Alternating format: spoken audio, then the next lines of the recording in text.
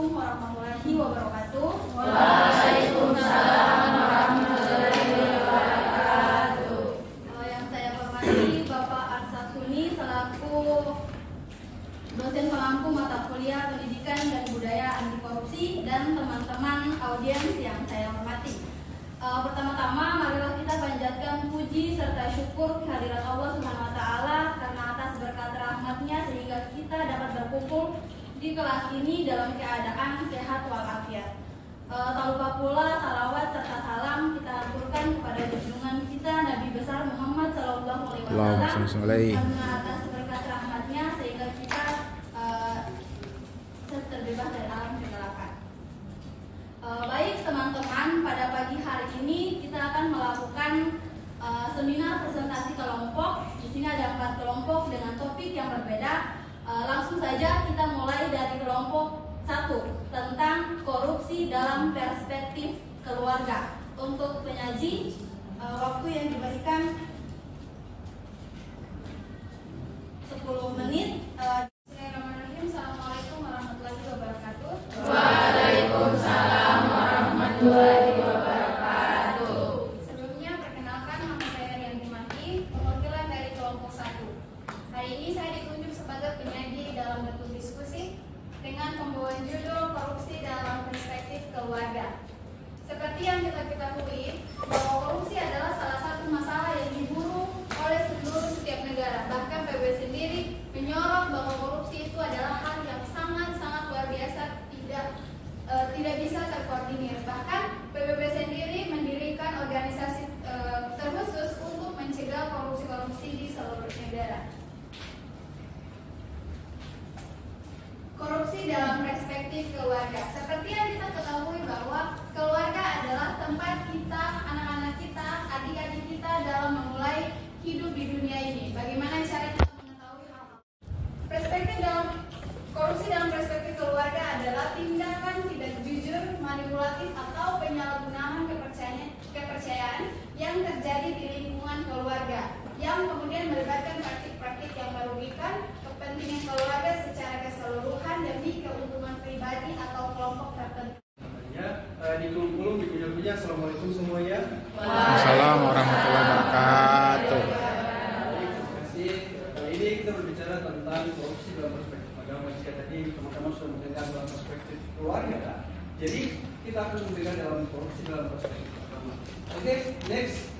Nah, pembahasan, jadi ada beberapa bahasan yang akan kita bahas, namun yang paling inti adalah korupsi dalam perspektif agama Islam. Karena sebagai umat yang beragama Islam, adalah kita harusnya mengetahui konsep-konsep korupsi dalam konteks agama Islam. Nah, di dalam hukum Islam menyebutkan tidak ada korupsi dengan istilah jarima atau jinayah. Jadi dalam hukum Islam itu ada 2 istilah, yaitu jarima dan jinayah. Kedua istilah ini memiliki pengertian yang sama, yaitu perbuatan di dalam hukum Islam untuk perbuatan itu mengenai jiwa, harta dan harta atau lainnya. Nah, dalam Quran surah Al-Baqarah ayat 188 artinya, dan janganlah kamu makan harta di antara kamu dengan jalan yang batil, dan janganlah kamu berjuang dengan harta itu kepada para hakim dengan maksud agar kamu dapat memakan sebagian harta orang lain itu dengan jalan dosa kalau kamu mengetahuinya. Bahkan dalam Al-Quran sendiri itu sudah menjelaskan bahwa perbuatan korupsi itu betul dilarang dan sangat dibenci oleh Allah Subhanahu wa taala. Terima kasih kepada moderator atas kesempatan yang telah diberikan kepada saya. Sebelumnya perkenalkan, nama saya Diana Hamid. Saya perwakilan dari kelompok 3 akan menyajikan materi kami terkait dengan korupsi dalam perspektif budaya. Sebelumnya teman-teman sudah mendengar langsung penjelasan korupsi dari keluarga dan agama. Sekarang saya menjelaskan terkait dengan budaya. Baik, di sini ada pokok pembahasan.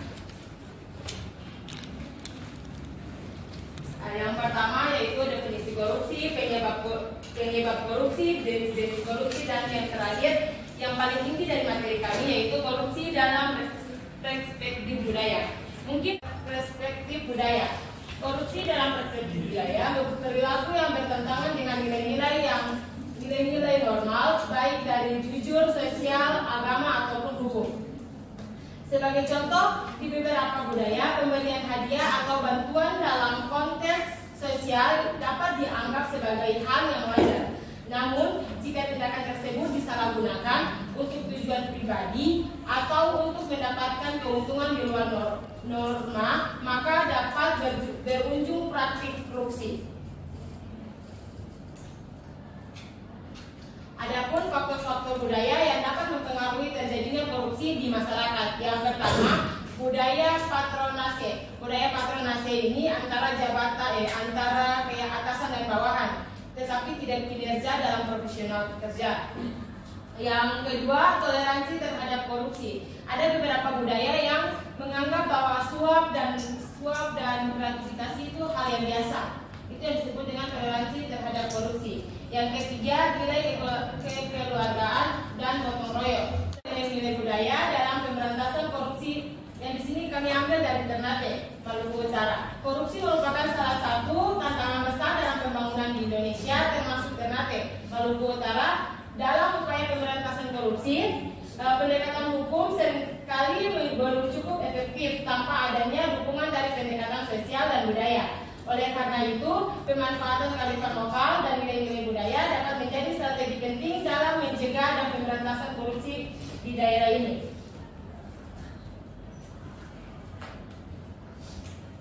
Kearifan lokal Ternate yang dapat dimanfaatkan, yang pertama sirih dan hidup orang bersaudara. Terus yang kedua ada Kolano dan peran Kesultanan Ternate. Serta yang ketiga hukum adat dan sanksi sosial. Baik, Assalamualaikum warahmatullahi wabarakatuh. Waalaikumsalam warahmatullahi wabarakatuh. Sebelumnya terima kasih kepada dosen pengampu kami hari ini dan teman-teman yang berbahagia. Di sini saya mewakili kelompok 4. Saya akan mempresentasikan korupsi dalam perspektif hukum. Yang dimana teman-teman telah ketahui bahwa walaupun kebanyakan di Indonesia ini sudah ada berbagai macam aturan-aturan hukum, cuman tetap saja masih ada pejabat-pejabat atau publik-publik yang memiliki jabatan sehingga mereka menyalahgunakan wewenangnya. Untuk definisi penyebab dan jenis-jenis mungkin teman-teman sudah mendengarnya tadi dari beberapa kelompok.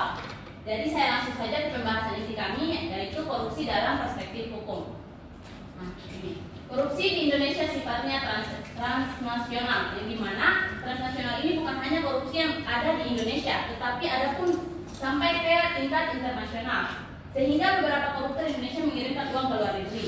Hasil pendapatan KPK menunjukkan bahwa 40% saham di Singapura adalah milik orang Indonesia. Yang kedua, pembuktian korupsi di Indonesia itu super, artinya membutuhkan usaha ekstra keras. Seperti diketahui, 50% kasus korupsi bentuknya yaitu penyuapan. Yang ketiga, dampak korupsi memang luar biasa. Contohnya, dari sektor ekonomi, utang Indonesia di luar negeri mencapai hingga 1.227